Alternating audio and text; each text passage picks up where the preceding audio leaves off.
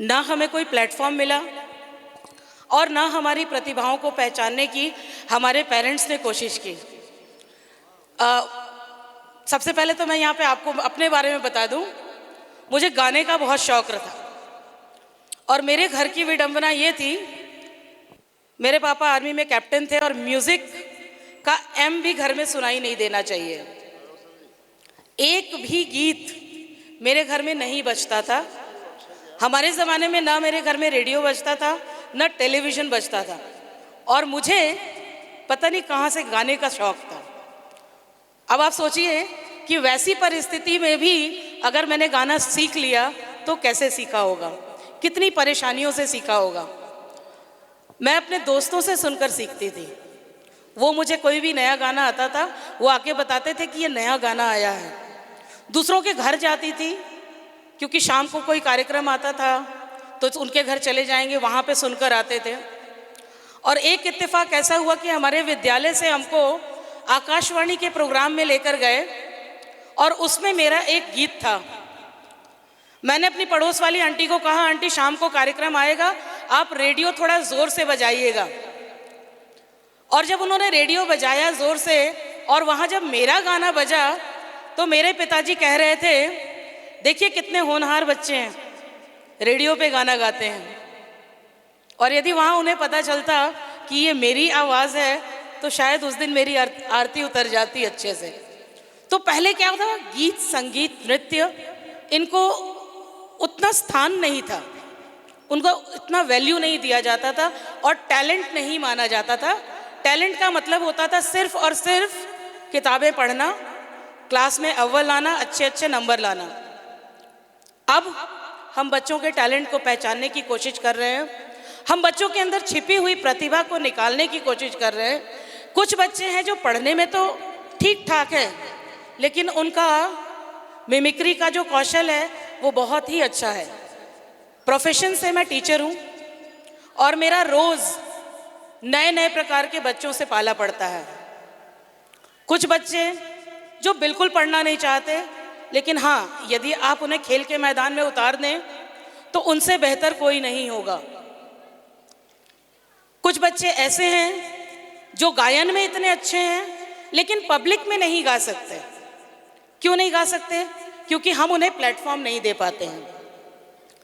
Vanessa welfare foundation जो अपने आप में एक जाना माना नाम है शहर के लिए, इस फाउंडेशन ने अभी पूर्व में बहुत सारी ऐसी गतिविधियां की जिनसे कि जो समाज के ज़रूरतमंद वर्ग हैं उनको एड्स पहुंचाई जा सके।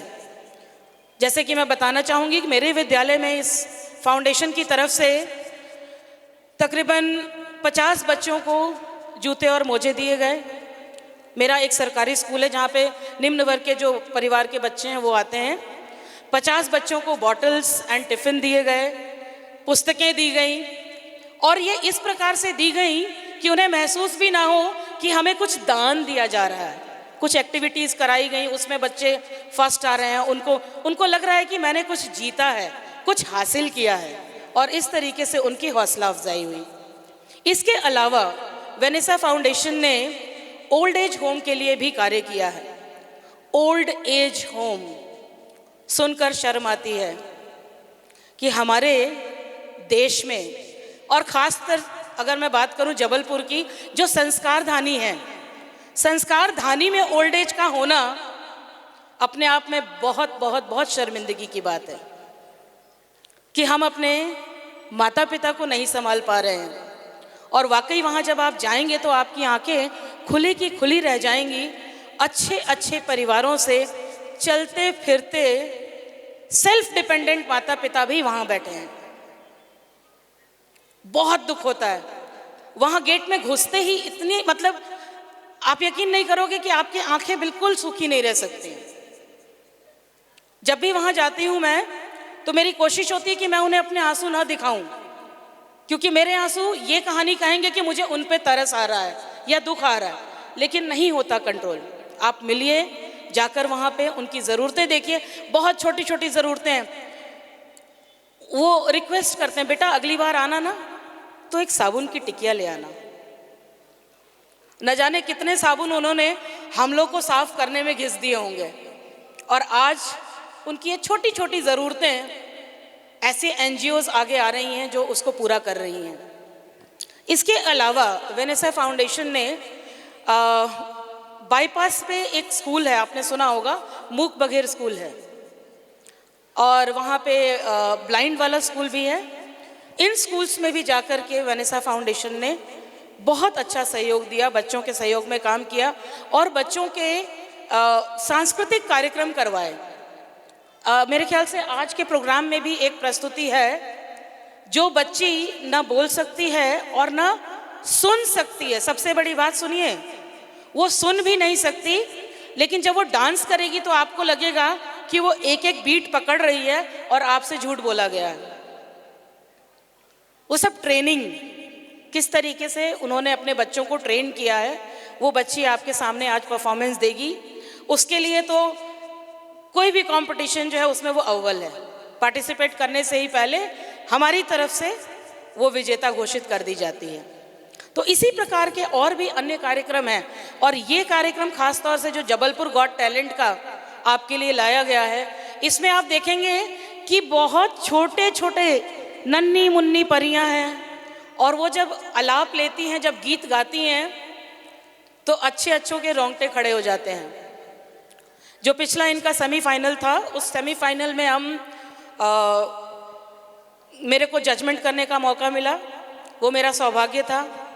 मैं एज़ यूजुअल बहुत सारे गर्म कपड़े पहनकर आती हूँ, बड़े बड़े मोटे मोटे कोट पहने होते हैं मैंने, और जब मैंने उन बच्चों का संगीत सुना तो मेरा कोट उतर गया।